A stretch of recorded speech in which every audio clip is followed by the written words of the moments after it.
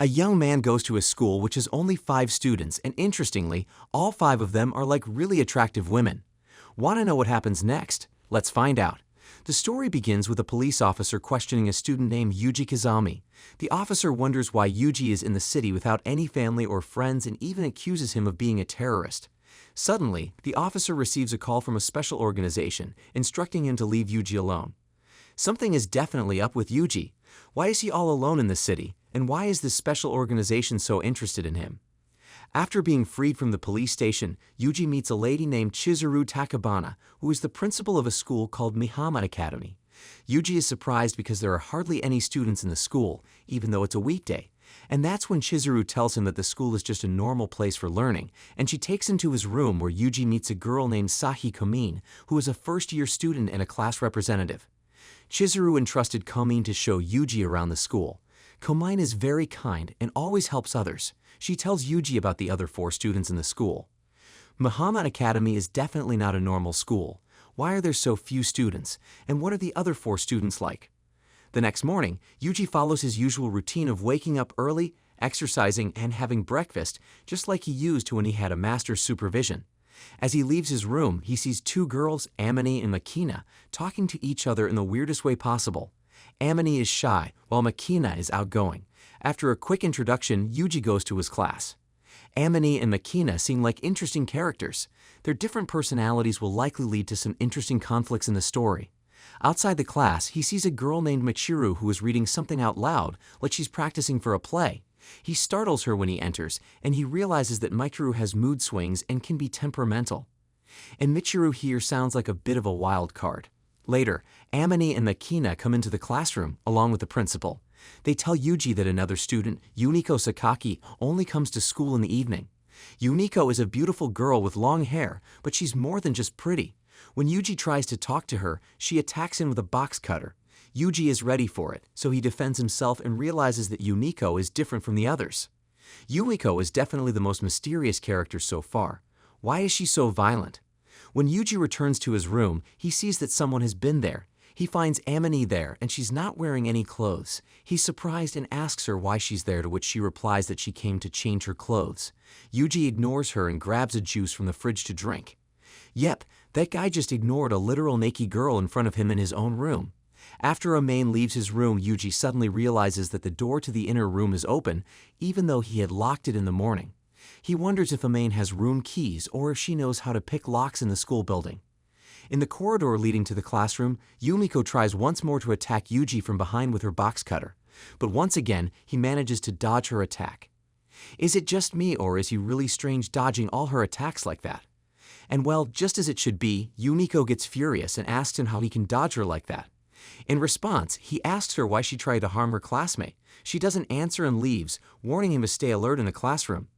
Amine and Komin, who hear about the earlier incident, advise Yuji to be cautious around Sakaki because she doesn't like men. It's clear that Sakaki is a dangerous person. Yuji needs to be careful if he doesn't want to get hurt. While they talk, Amine keeps trying to flirt with Yuji, but he's not interested and shows his disapproval of her childish behavior. Amine is clearly attracted to Yuji, but he's not having it. Later, while reading a book in the garden, Yuji notices Makina lying under a tree with an apple, looking like she's asleep. He goes closer to check on her and finds out she's indeed sleeping. He thinks to himself, what a peculiar girl, and continues reading his book. After a while, Makina wakes up and starts feeding fish in the fountain.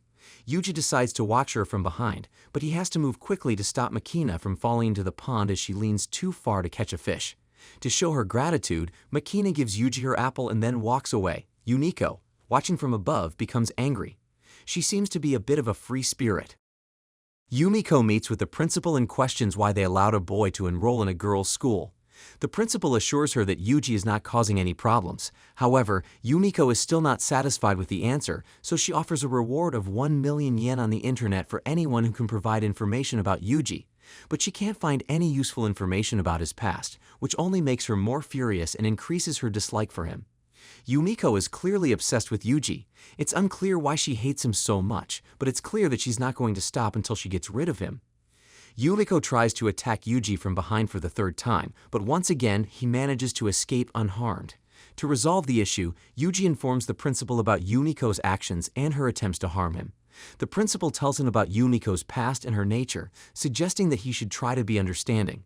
She explains that jealousy and rivalries are common among students and that all the students at the school have troubled pasts like Yuji, so it might take time for some of them to feel comfortable. She clearly understands that Yumiko is a troubled individual and that Yuji needs to be patient with her. As Yuji returns to class with Amain and Makina, he sees a blonde woman waving at him. She introduces herself as JB, short for Julia Bardera, an employee of the Ministry of Defense. In the classroom, the girls are curious about JB and start asking Yuji questions about her, but he skillfully avoids answering them. So it's kinda clear that she's not there to simply visit the school. On their way back to their rooms, Yuji decides to talk to Yumiko and try to make peace with her. He explains that since they'll be studying in the same class, it's better for them to be friends rather than enemies. At first, Yumiko is hesitant, but eventually, she agrees to his suggestion, and they say goodbye as a sign of improving their relationship. Early in the morning, Yuji finishes his jog and sees Amani attempting to open his room. He steps back, curious about her intentions. Is she trying to harm me? Inside the room, Amani starts having mischievous thoughts, and Yuji has to intervene to stop her from doing anything naughty. Well, that escalated quickly. Amani's morning antics cause Yuji and Makina to run late for class, so all three of them rush to avoid getting in trouble with the principal. On the way, Yuji and Makina tease Amani about her behavior earlier in Yuji's room. In the classroom, Kamin takes everyone's lunch orders before heading to the market. After she leaves, Yumiko reminds Amani and Makina that they need to prepare for the afternoon class. In a hurry, they both follow her, getting the class materials ready. Out in the garden, Yuji hears sighs that sound like someone is having a private moment outside. Yeah, that definitely sounds like a very normal school with very normal kids, right? Worried it might bring shame to the school, he rushes to catch the person responsible. However, he only finds Michiru playing with a kitten. No one here is normal, he mutters to himself before moving on. Yes, Yuji, we agree with you. Since arriving at the academy, Yuji has been sleep-deprived, causing him to speak clumsily without thinking. This leads him to agree to Komin's request to make a strap like Michiru's, even though Michiru tries to warn him. By the time Yuji realizes his mistake, it's too late. Komin has already made the strap. Fortunately, Makina passes by, likes the strap, and Yuji gladly gives it to her. Safe now, I guess? After class, while playing softball with other girls outside, Amani trips and badly hurts her ankle. Yuji steps in, picks her up, and takes her to the academy's nursing room. He tightly straps her ankle to prevent it from getting worse and tells Amani to rest. She protests, not wanting to be alone in the room. Then, she confesses her feelings for Yuji, but he doesn't seem impressed. Seeing his lack of interest, she suggests becoming his older sister and taking care of his health. After some hesitation, he agrees. Akso, if not a girlfriend, then a big sister. What on earth is going on here? And why exactly is Yuji not impressed by anything? The next day, Yuji is in class when Amain and Makina enter with a big box. Amain asks what's inside, and Makina tells him it's their lunch, made especially for him. Yuji is surprised. He hasn't experienced such kindness and affection since his master passed away. Seeing that he's not very enthusiastic, Amain says it's okay, and she decides not to join him. But for once, Yuji has a different idea in mind. Okay, now what exactly is he up to? Anybody has any ideas here? Next morning, as Yuji returns from his jog, he finds Michiru standing by a cliff, gazing at the sea. This surprises him because it's not her usual behavior. He goes over to her and asks what's on her mind. While they both look at the sea, he comforts her, which makes her happy. Just then, the academy's cat appears, and Yuji playfully teases Michiru about being there for the cat. They sit down and enjoy the beautiful view. Michiru opens up about her love for the sea and her fear of the sky. In the hostel hall, Yuji discusses with the others how Michiru acted differently in the morning. Makina suggests that Michiru might have two sides to her personality, one when she's with people and another when she's alone. They all agree to keep an eye on her to ensure her well-being and then head to their rooms. I like the idea of her having two personalities. I can relate to you, Michiru. You are not alone. When Yuji turns on a light in his room, it suddenly goes out. He hears a frightening noise from the girls' rooms, followed by a scream. It's Yumiko. He rushes to the hallway and finds her standing there, clearly terrified. Then, Michiru comes out of her room making strange sounds. What could be going on with her? Could she really have two different personalities? They both crouch down and watch her as she walks past them. Okay, things are getting pretty interesting here. Let's see what happens next. As the electricity comes back on, Makina also stops walking because she feels safe. Yuji says goodbye to Yumiko and heads to his room. Then, Komin comes out of her room with a broom. Yuji asks her what she's doing, and she explains that Michiru often walks in her sleep at night and makes a mess on the floor, so she's cleaning it to prevent anyone from getting hurt. Yuji looks at the mess and Michiru, then says goodnight to Komin before going into his room. The next day, when Yuji returns from the academy, he finds Komin, Amain, and Makina having a discussion. When they see him, they ask if men and women can be best friends. Yuji is not sure about the answer, so he avoids giving a reply and excuses himself. Ask me, a man and a woman cannot be best friends. He just kidding. They pose the same question to Yumiko, who is in a hurry to leave. She says, I don't know, and quickly goes on her way. Then Michiru comes in but leaves immediately after handing her bag to Komin. Yuji notices something is wrong and follows her. He finds her by the fountain, clutching her chest in pain. He asks her to come inside as she seems unwell. However, she pushes him aside and rushes away. Yuji knows where she must have gone. Yuji finds Michiru by the cliff, staring at the sea while looking for her cat. He approaches her and asks about her health. She says she's okay but starts talking strangely about death and its comfort. Yuji realizes something is not right with her. However, Michiru quickly returns to her usual self, and Yuji simply says, "Ha." Yuji saw that Michiru's cat had passed away due to an accident with a vehicle. She's devastated. The death of her cat has left Michiru very sad, and normally, it's challenging for Yuji to bring her back to the academy. Some time later, when Yuji checks on Michiru again, he sees tablets scattered around her room.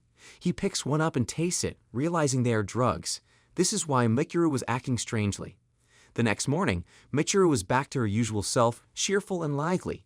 Yuji is confused and decides to talk to her on the academy's rooftop. While Michiru enjoys the beautiful view, Yuji comes up behind her and urges her to talk about herself, especially about her past. Michiru tries to avoid his questions and asks him not to dwell on the issue. However, Yuji is determined to uncover the truth. At night, Komi knocks on Yuji's door and shows him a box that Michiru had given her. She explains that Michiru asked her not to return the box but to take care of it. Now, the box is getting dirty, and Komin is unsure how to clean it without opening it. Yuji takes the box and promises to look after it. When he opens it, he finds a diary inside. After reading the diary, Yuji goes to Michiru's room and asks her to explain everything.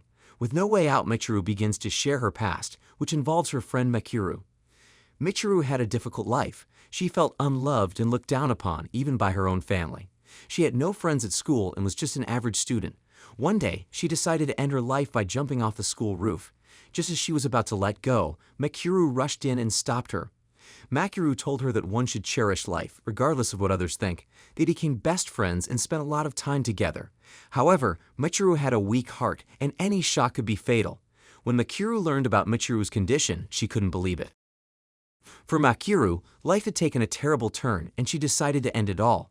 Watching her jump off a building caused Michiru's heart to stop. Both of them were taken to the hospital, and Michiru's heart was transplanted into Michiru's body. So she lives on in me, Michiru tells Yuji. However, he disagrees, saying her friend passed away without her consent, and Michiru shouldn't have to carry the burden of someone else's heart. She should be able to live her life as she wants. Michiru says she can't let go of a friend. Yuji makes her eat medicine forcefully. Michiru wakes up in a box and shouts for help. Yuji tells her he hid her at the top of a cliff, filling the grave. Michiru feels sad and remembers her past. She yells that she wants to live, pushes out of the grave, and escapes with Yuji. She thanks Yuji.